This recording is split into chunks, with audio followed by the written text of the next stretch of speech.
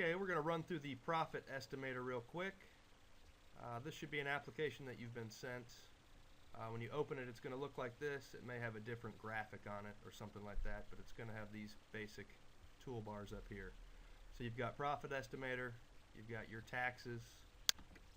You can click on this button. This should pull up some basic tax documentation we've tried to provide. Nothing too advanced, but just some basics on what to expect being self-employed and how to handle that.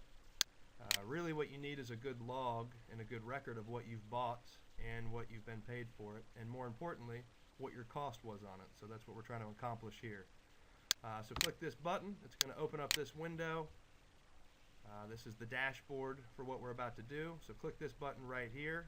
That's going to allow you to open the buyer report that you should have been provided. I've got one right here. What it's going to do is it's going to populate in what you've been paid. It's going to populate in what your single guide was on that. So that's not necessarily what you spent on the books. So this is your chance to either reduce or increase that number. I'm going to increase that number to $1,800.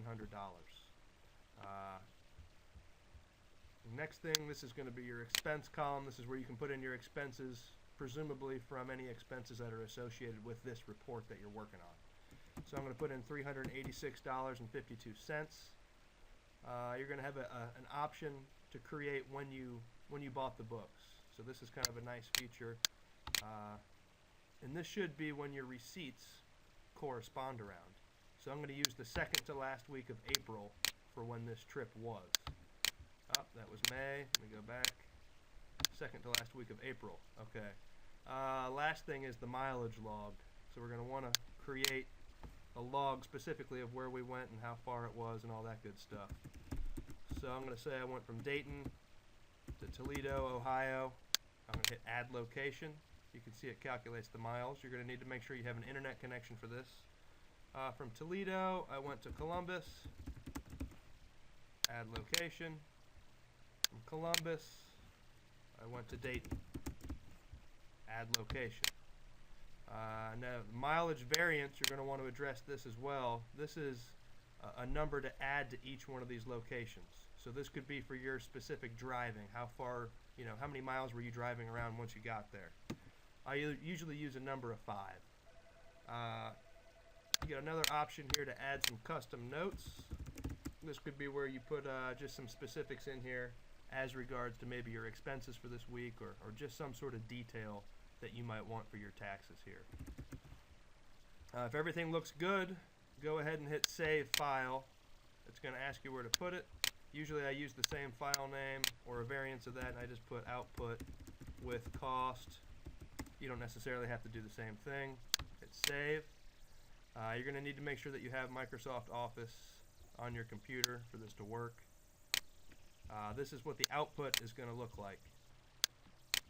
So you can see here it's got a book purchase route, which is really cool. So it's got specifically where you went, each one of your destinations in order that you gave. It's got the date of your purchase.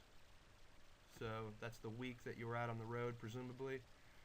Due on this report. This is what you were paid on the report. These are the expenses that you listed. This was your cost of books that you claimed. This is going to be your estimated mileage. We're not doing anything with the estimated mileage except giving it to you and giving you a log. So your accountant should work with you to deduct the miles that are appropriate. So your estimated profit, you can see on this report, $979. Far off from the $3,105 that you would have received. So very important to have these records to actually show what you've been paid. Without records, someone could say that you made $3,105 profit on this, when the case is definitely different. You only made $979 profit. You got your custom notes here if you put something in. We've got the mileage log generation here, which is pretty cool. For some reason it didn't populate the variance. I'll have to fix that. But you can see here it gives you a trip itemization, place to place. We can always fix that just by doing something like this if the program misses something. This is really cool though. This is your actual mileage log that you can print out and give to your accountant. So most people don't actually keep mileage logs. Most people don't have a detailed mileage log like this. So you're in really good shape when it comes down to your taxes to have something like this. We continue to scroll down and you'll be able to see what we've done here by coming up with a cost of goods for each book. This is each one of the books you've been paid on. You can see here we've come up with the cost of goods.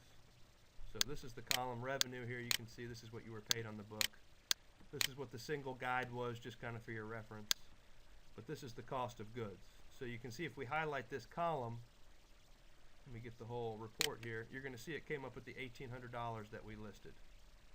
So pretty nice. But the nice part is it gives you an itemized report, and it gives you a cost of goods for each book that you bought and sold. So this is something that your accountant's really going to appreciate. It's something that you're really going to appreciate when it comes down to tax time. So I would print this report out. I would staple all your receipts and any expenses that you may have claimed, hotel receipts, food receipts, anything like that, maybe a car repair receipt. But if you do this every time you get a report, you're going to really have an easy time when it comes down to tax season. So you're really going to thank yourself if you do this. So there you go.